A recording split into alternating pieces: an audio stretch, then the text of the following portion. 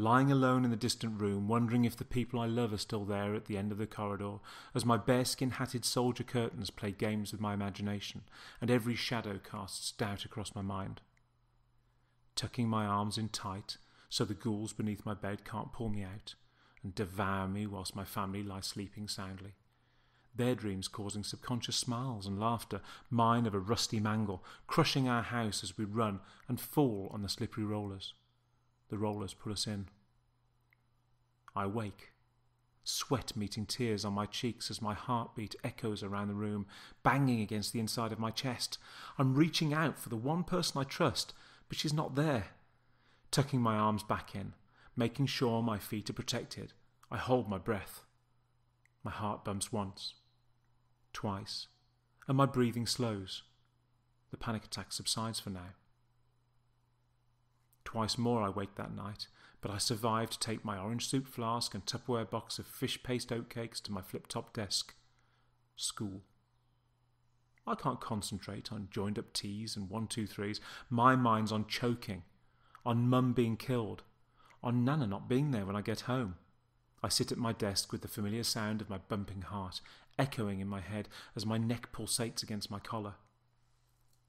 I lose my little toy dog, and people laugh as the loss overwhelms my every thought.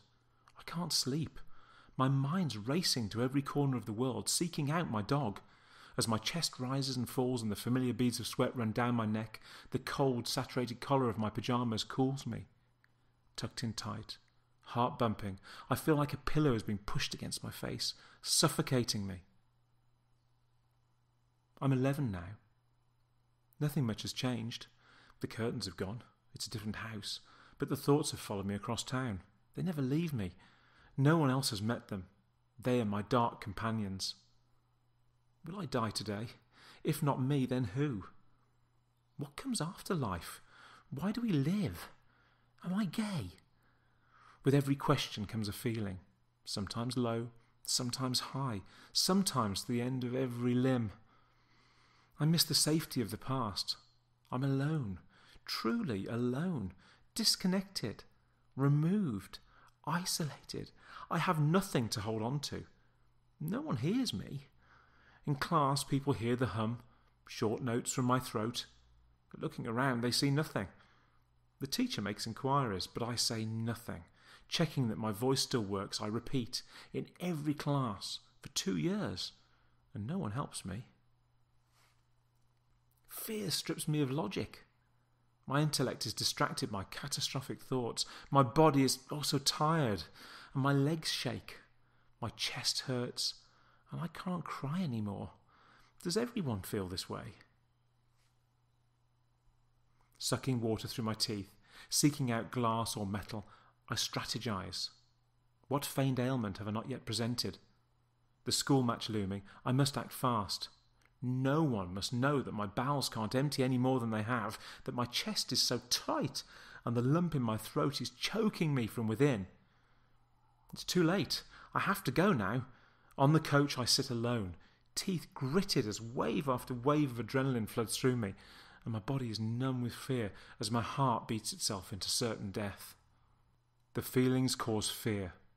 The fear causes feelings. I'm 16 now, and as my lips meet hers, she stops to ask why I'm shivering. I have no answer. Her head falls to my chest, and her look speaks to me as she realizes that fear has me in a vice-like grip. I want to kiss her, to hold her, to be close to her, but I feel nothing. I look into her eyes. I can see her beauty, and I know consciously that it's absolutely right. But I can't.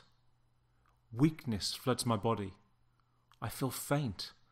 My heartbeat slows, and I run from the room. Splashing water on my face, holding my breath, I wait for the panic to stop, but it doesn't. 10 minutes, 20 minutes, an hour. I look in the mirror, seeing my face. But who am I?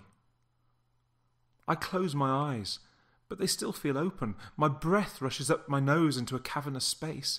The ringing in my ears and the spinning room overwhelm me, and I fall to the floor as pain races up my arm as it hits the bath. I lie on the floor, waiting for it to stop, but it doesn't. Ambulance. Shit. I'm dying. This is it. I'm dying. Am I dying? No, says the medic. I don't believe her. Why should I? I know I'm dying. Why me? Why me? I'm 20 and in Italy, alone. Fear builds over 4,000 miles as I drive, army base to Air Force base, heart racing, fear building. Then in Venice, the call. Dad's in ICU, a heart attack. The hotel owner comes to me, fear in his eyes. I'm white. Panic grips me as the phone falls from my hand. 16 hours to home. How? 3 hours later in the dark of night, Munich nowhere in sight, the car dies. Pitch black. Me, my car, $40,000 worth of jewellery, and my dark companion. Alone again. I'm 22, in Germany. Cars rush past me. Gas tank filled, I step away as the sensations run from my toes to the top of my head. Panic grips me for the 1,000th, or is it 2,000th time?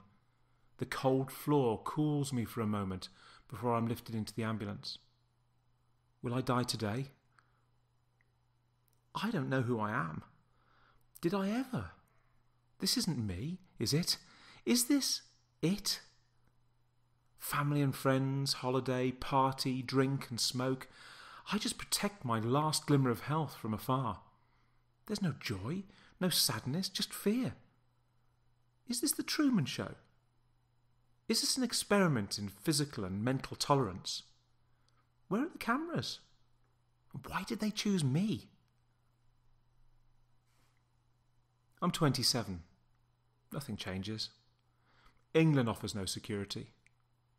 A stranger in a different land, Valium, Prozac, Zispin, beta blockers, Stelazine, psychiatric care, bankruptcy. No breath deep enough. 18 stone without food. I go nowhere. I see no one. I do nothing. My body has quit. Breathing deliberate. No natural breaths. I practice breathing because doctors told me to. In, 2, 3, out, 2, 3. Panic draws through me, sweeping up through my chest. I stand at the sink, splashing water on my face, holding on to a glimmer of reality as derealization falls upon me. A veil of grey fabric, the world barely visible through the weave. Pointless, tasteless food makes anxiety peak. So I don't eat. 27 years, never knowing peace, never experiencing the joy of holidays, nights out or food. Not knowing a still heart, a steady leg, an empty mind. Desperation overwhelms me. Too scared to live, too scared to die. No one connects with me. Staring blankly at my face, no advice. Doctor after doctor, psychs and quacks, no one tells me what the lump in my throat is or why acid crawls up it. Write down your negative thoughts and think of alternatives. Set aside time to worry. Worry time. When is the time without worry? Rate your anxiety 1 to 10. Keep it in a diary and monitor progress. What progress? Months pass. My bank becomes as empty as my hopes. The smiling face of the Porsche driving expert reminds me of the time and money he's stolen from me, all for false hopes, false promises, and warped science. I step. I stop. Then step again. Now I'm a burden. She stands by me, but for how long? It's wearing thin. She's young and I'm old. Younger in years, but my body fails me. I'm losing. No, I've lost.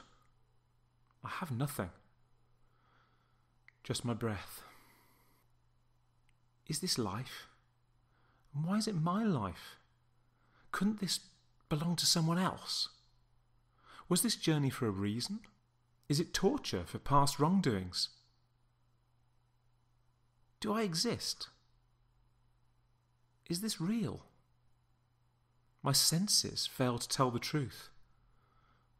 My body's failing me. My mind zooms, then stops. I'm alone, but alone amongst the millions who suffer. I'm unique in every way, but not. Praying for relief every day. One day, 1 month, 1 year, a decade. Medication, obsession, panic. Doctors doing nothing. Therapists fail. Where will this lead?